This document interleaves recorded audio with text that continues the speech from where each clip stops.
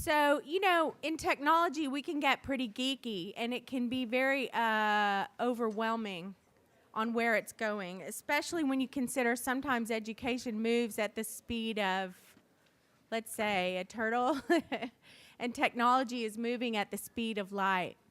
Our luncheon keynote speaker today is going to talk about harnessing that and how we make it work in education. In a little while, we'll be bringing in our lunch. It will be in the back of the room. I'll ask that you wait to get your lunch until we finish our keynote, and in respect for that. After our keynote, we'll dive into lunch, and then we'll go on to the next half of our day.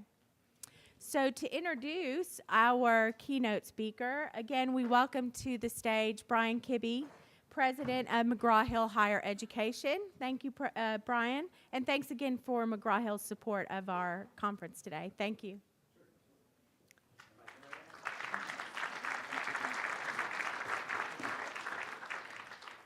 Hi. There are very few, is this on? It's working pretty well? There are very few examples of companies and organizations, enterprises that are going through disruption and that are being disrupted, where the existing large players are actually the disruptors and not only survive, but thrive. There are very few examples of that. And I think there are a couple reasons for that. Two are related to courage and education. And education being the most important because it leads to courage. And so what happens is there's that gap. And I think what Singularity University and others, but Singularity University is doing a very good job of that, they're helping to bridge that gap between those leaders across all organizations that are being disrupted and helping to better educate them, which leads to more courageous decision making, which leads to ultimately a better economy for all of us. So it's my pleasure to introduce Rob Nail. He is the CEO and associate founder of Singularity University. And before that, he founded a number of exciting companies in the medical field. And after he sold those, he decided to go surfing for a while. So he did that. He's done surfing now. And thanks for joining us today, Rob, and welcome. Great, thanks. Okay, how's everybody doing at CES? Really? Are you not like totally overwhelmed and just already burnt out and fried? I am, right? Anybody feel like they can't possibly keep up with all the crazy stuff that's happening? Not even remotely, right? You're not the only ones. It's real. We feel it too. Are we able to get my slides? Let me try again. Perfect. Okay, great. So, I feel it too, which is a pretty interesting problem. So, my background is I'm not an education guy. Well, I'm a CEO of an education institution, but my background is robotics and entrepreneurship. So I've started a couple companies, very successful robotic company for drug discovery and cancer research. Started in 1999, bootstrapped it, built it up, and felt like I was an expert over about 12 years, delivering leading-edge robotics into almost every pharma and biotech around the world. So I was in and out of pharma from 97 through pretty recently. Saw all the cool stuff happening. Stanford grad, I went to grad school at Stanford, did a bunch of little startup stuff, pretty geeky guy. Like, actually, I'm not wearing Google Glass. I'm feeling naked at the moment.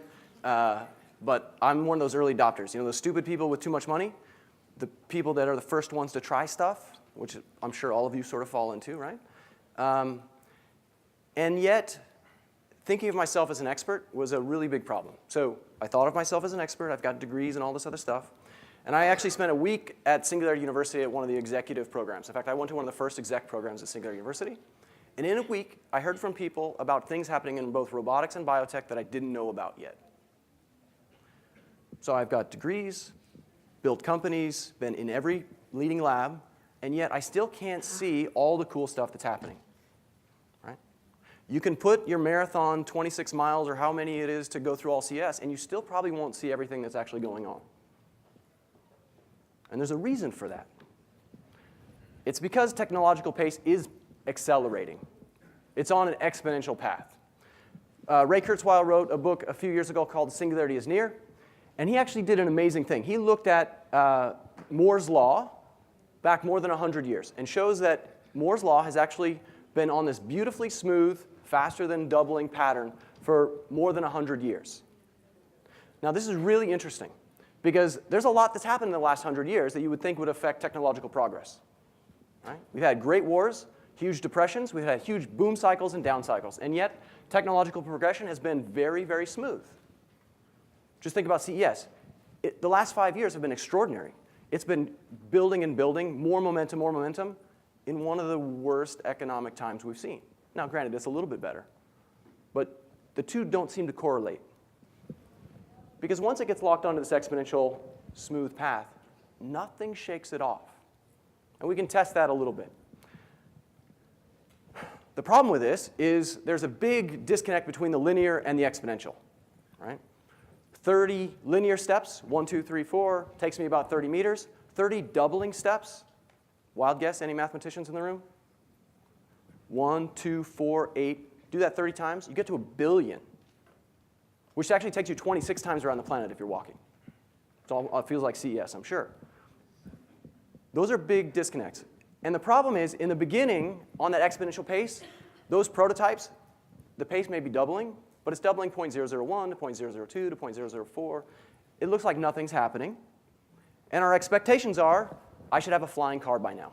Like, where's my flying car, right? We've been talking about it for 30 years. I've seen prototypes and stuff, but it doesn't exist. At some point, something really interesting happens. These two cross. We enter in a whole new phase where we can't believe the crazy stuff that is happening. Right? And there are a few areas in CES today in the showrooms that I would say if you're not absolutely taken aback by how many new things are there, you should be. But it's not chaotic. It is actually somewhat predictable. We just don't actually have the tools. We're not teaching the tools of how to keep up with that. And I'll just throw out there for drama, we're right here in a lot of areas in our lives, in our industries. Education is one of the biggest ones, by far. We're all feeling it, right? And there's been huge backlash to launch of MOOCs and other things, which are prototypes, right? It's those early doubling patterns that are going to build and build and build to take us someplace amazing. But the fundamental systems that are underlying it today are actually just obsolete. And all of our efforts to improve Common Core metrics and testing metrics by 5%, and that's a huge goal, it's going to be really hard, are really not going to matter very soon because the whole system is dramatically shifting. And our policies, our regulation, our total infrastructure is not set up for that. And it's time to start really talking about it in completely different ways. We can go on for a long time, and we have long programs, week-long, 10 weeks long, really digging into details of this. I'm just going to jump into a few key things around education that I'm seeing right now that are, I think, notable and would be helpful. The first thing is you can't push a rope. All the current legacy systems are about pushing out content, right? And we're starting to see that changing. But I don't want to be told how to do calculus or other stuff. When I'm excited about calculus, I'm going to go find out how to learn it. Right? We've been talking about this morning. It's a really good thing. Here's my quick graphic on education model evolution. So in history, we had thousands of years. One person teaches another. Then we go to the classroom. Not so good. MOOCs go straight to, you can teach lots of people for free. But it's still kind of the same model, right? There is a pull effect because all this stuff is out there. Everybody's getting pictures of this. That's good. I'm glad I just created that. It's good. And if you have any feedback on this, I would love to get it because I literally created this very quickly, and I'll talk about some of it in a second. We're now seeing with some cool online tools, peer-to-peer connections, lots of cool stuff happening there. Hack schooling is one of my favorite things, right? It's the idea of abandoning this linear track schooling thing and just going out and finding what you want. But really what I'm excited about and one of the things we're exploring at Singularity University is this collaborative, challenge-based ecosystem. This last panel really started to hit on some of the elements of that in interesting ways. What that means for me is you want to learn when you're challenged with a problem and you're surrounded by very interesting people that you like working with who are pretty diverse, and a small group in that environment surrounded by mentors and advisors can do anything. In fact, all the big movements we've ever seen in all of history have been small groups of people coming together and making stuff happen, right? Online tools and some of the things that we can do today can really create a formula and some real venues for crafting this collaborative, challenge-based ecosystem. So I'm going to just dive into the future. I have like 6 key things on the future. I'm going to try to keep the time as best as possible. First one, pull, not push. Anything you're doing to try to push content out is going to fail. You need to leverage the communities and have them bring it in. John Hagel wrote a really interesting book on the business side that has some interesting insights that are directly applied to this. So that's one recommendation. The next, it's probably obvious to everyone, but knowledge and content will be abundant and instantly accessible everywhere, right? And there was just a couple comments there recently. How do you sort through the madness? How do you know what's real and not real? So anybody seen one of these before? Anybody know when the first one of these came out? Long time ago? Yeah, like 2009? The first iPad came out in 2010, my bad. That's 3 years ago, right? Anybody count how many new tablets were in CES today? I didn't even try. Yeah, there's hundreds, right? Hundreds. So for me here, last year, I've been using the Google Nexus 7 for a while. I mean, I've had iPads. Again, I probably have bought every one of them, so I'm bad. But I've been using the Google Nexus 7 because it's really basic and easy and cheap. It was $200. I bought it a year ago. Android-based. It's great. Also, last year, about the same time, I bought this one. This is DataWin's UbiSlate. I bought it for $35. Android-based. Oh, and this one actually has a SIM card slot in phone. This one does not. Price reduction going fast, right? So one of the biggest benefits of that huge, amazing onslaught of new tablets is that the prices are going down. The economies of scale are miraculous. Who cares, right? It's a stupid device that doesn't matter until you think about what goes on it, right? Anybody know Nicholas Negroponte? Sure, right? Everybody thinks he's a hack who launched the one laptop per child thing, which was a terrible project that ruined lives and was a horrible thing, right? He got a lot of flack, which was wholly unwarranted, in my opinion, because he launched an experiment with a prototype that was years before its time, and the public persona couldn't handle prototype, right?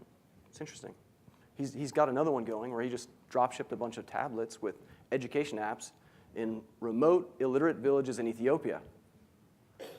Boxed up, no instructions. There you go, see what happens. And walked away and has been videotaping, chronicling what happens.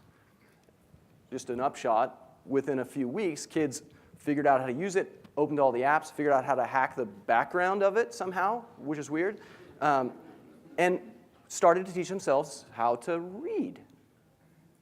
And these are prototype, old, not so great tools yet. Get one of these in everybody's hands, and if it's $35 today, 2020, is it $5? Is it $1? It should be. And at $5, would not somebody like Cisco or McGraw-Hill throw a nice flash advertisement on the front of it and hand it out to everybody they could? Because at $5, that's a cheap ad. And you have a bunch of education apps on it, and that's a huge value to somebody, even if they can't pay. So where else does that take us? Oh, so the other thing is fun. Anybody heard of Loon? Google? Anybody heard of Google? So Google's doing some interesting other stuff. Google's bringing you the autonomous car, the Google Glass, some other stuff. Google said, how does Google make money? They sell ads, right? I mean, they sell ads. It would be great to get ads in front of everybody, but there's 3 billion people who don't have access to stuff, so how do we get them access to stuff? Well, first, let's get these cheap and get them to everybody, but then give them wireless. So let's float a network of balloons all over the planet, distribute Wi-Fi. Okay? Now, everybody on the world is connected. If you give them one of these, everybody on the world is connected. Put an app on there, in an ad, you can make some money. So that's exciting. Pay attention to that and other projects. And then, why do we care if 3 billion more people come online?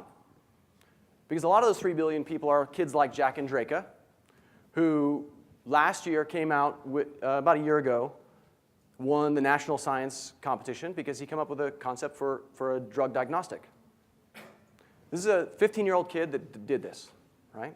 His tool was his curiosity and Google, right? He was passionate. He dug into this problem and found some solutions, learned a ton, made some connections, and discovered a diagnostic. Now, I have a mea culpa here because we brought Jack in a lot, talked to him, tried to help support him, and built up some of the hype around this. But this is a 16-year-old kid. Anybody remember being 15, 16 years old? Can you imagine trying to do a startup cancer diagnostics company at 15 or 16? No way. And can you imagine being 15 and getting propelled into the press on TED and at Singularity University and all these other places? What happened? He had to look for the next great idea to out-hype the first hype, and he moved away from this and didn't finish the research. And there's actually a great, very critical article from Forbes about how that took place and who's at fault here, right? He did some amazing work, but he's a 15-year-old kid. You can't expect him to be a pharma company. And companies like Singularity University hyped it a lot because it's amazing. But it hasn't translated to something more, right? And it will, but we did a disservice to this 15-year-old kid by propelling him out in the world with something that's starting to be amazing. And there's huge potential. But our society and our structures and our communities need to figure out how to best support those individuals as well, and not necessarily just overhype them. So this one's an interesting one. Next, technology will be a better teacher than a human, guaranteed, no doubt. And learning will ultimately be personalized and adaptive through AI and neuroscience. So quickly, does this mean all the human teacher jobs go away? Well, that's what you would read in the news, and that's what all the political fight is about, and all the teachers' unions are freaking out about, because if I put a reading app on here to teach somebody English that teaches better than me, because the student has it 24 hours and they can be curious and it can be adaptive to them, do I lose my job? No. That's one of the most absurd problems with sort of where we're at today. What this will do is it will allow the teacher to be the person that they were meant to be. An inspiration for a student, a mentor for a student. They can get away from doing test metrics, tracking all the details, and delivering all the content. And they can get back to figuring out what is a student passionate about, and point them to the tools to help them unlock that passion, and find the challenges that will help them learn the most. A teacher with this tool can create an amazingly productive, happy, creative student. It creates a one-on-one relationship with students by taking away a lot of the rote, non-value-add tasks that should be relegated to technology, not to human teachers. And if you want to challenge me to that, I'm happy to go to the bar later tonight. Would love to hear any following conversations on that. So a couple other fun ones. On the adaptive side, there's a bunch of really amazing stuff. And you can walk through the CS halls and find a bunch of them. There was a great article in the New York Times a month ago about algorithms growing accustomed to your face. There's a company called Effectiva that it basically will watch you look at your screen, tell you how you're reacting to ads. They make a ton of money on that. They're also working on apps for in front of a classroom to tell if you're tuning out and falling asleep, or if you got it, you're with me. And if you can give that feedback to a teacher, they know exactly how everybody's doing. Or if you're doing an online class, the same thing can happen.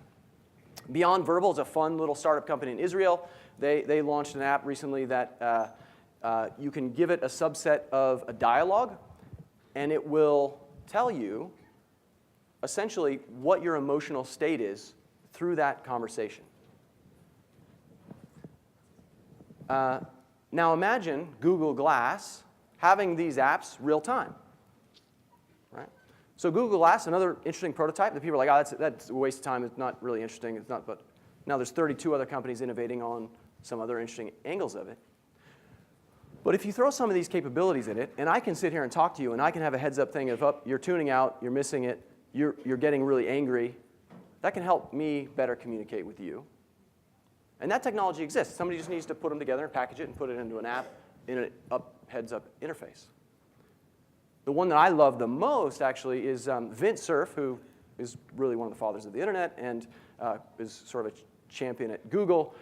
He described this conversation between a blind Chinese person and a deaf German. tough conversation, right? That's a tough one. But it could happen. The technology exists for that to happen. In fact, it's all actually right there in that through camera recognition, facial recognition, voice activation, you can do real-time language translation. The camera can actually pick up sign language, feed it into your voice.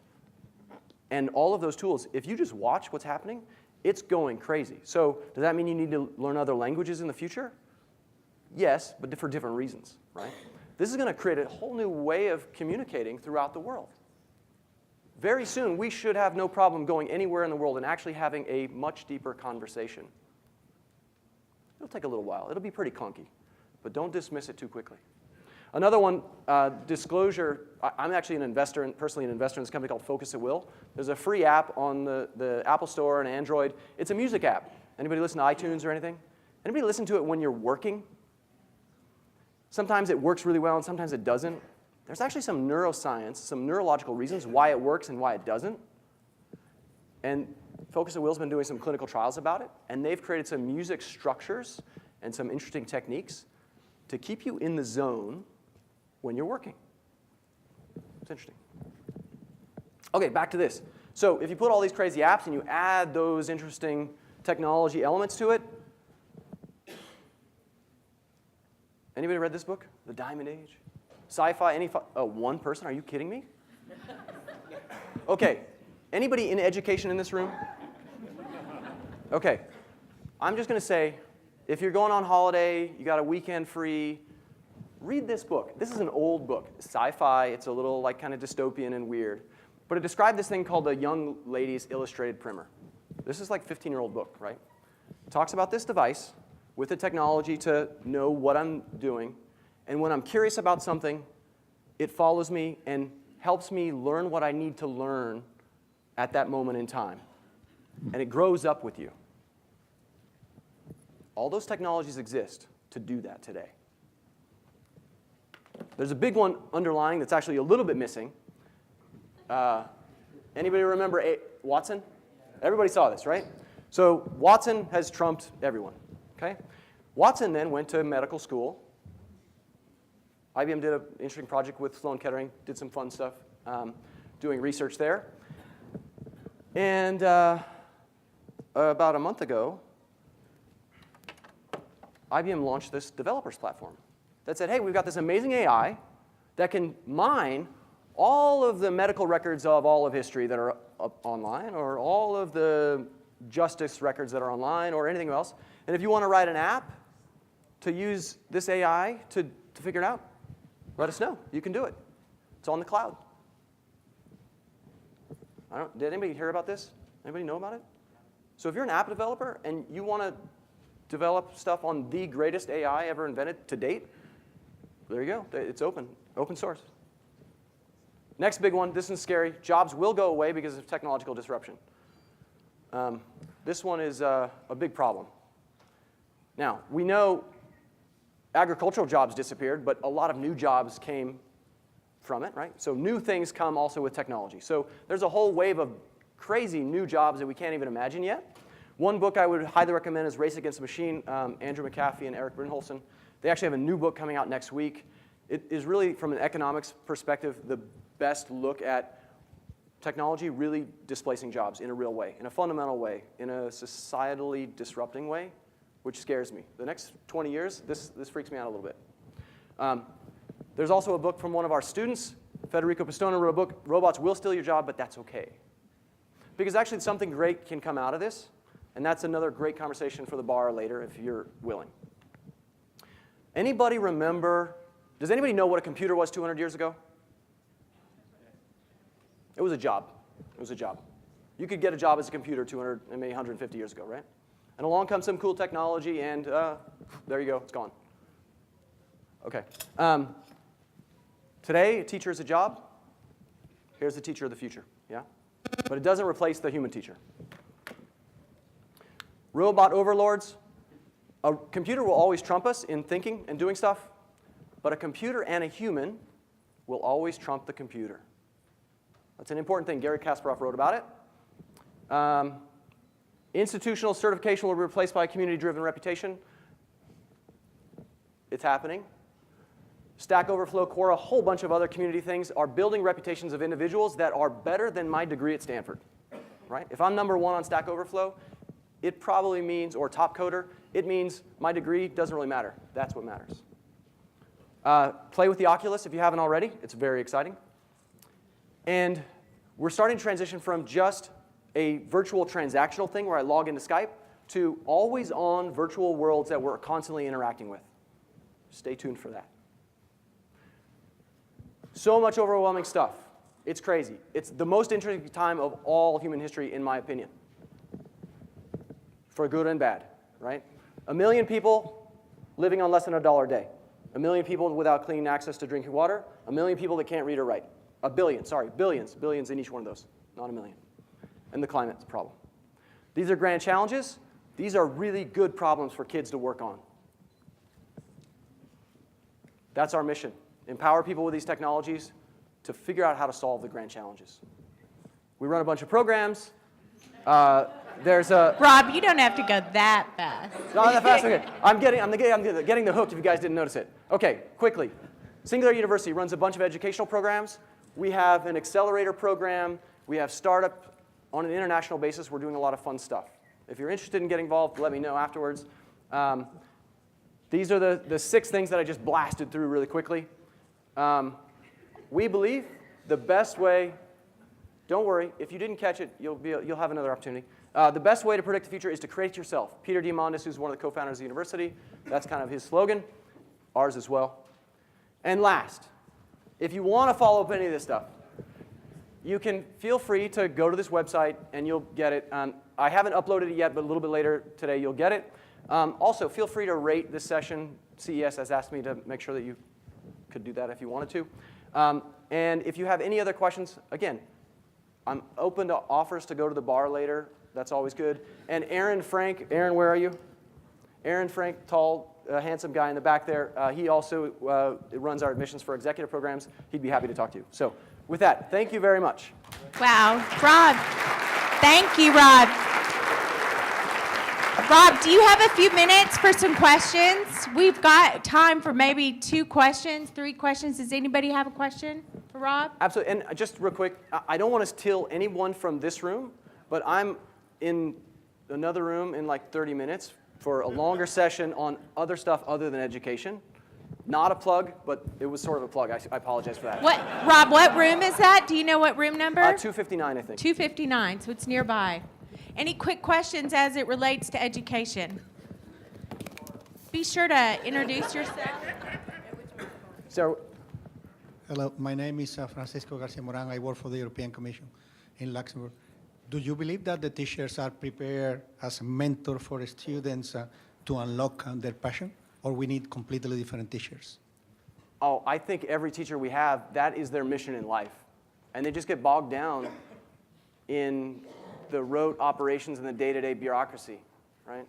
I think our government is suffering from the same thing, but that's another conversation altogether.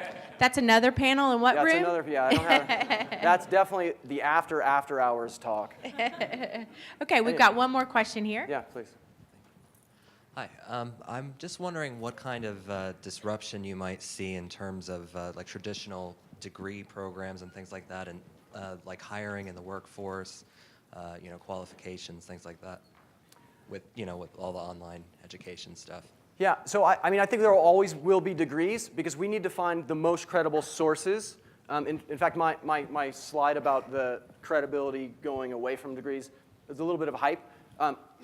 There will always need to be strong degrees because that's how we know what a credible source is. But don't discount, and in fact, in some cases, there are new community structures that are more important for specific jobs and functions than a degree, right? And I think universities, and we heard from edX this morning and a few others, they see that, right? And they're trying to figure out how they stay relevant as well, which I'm super excited about. Thank you all very much. Thanks, Rob. Thank you. Amazing.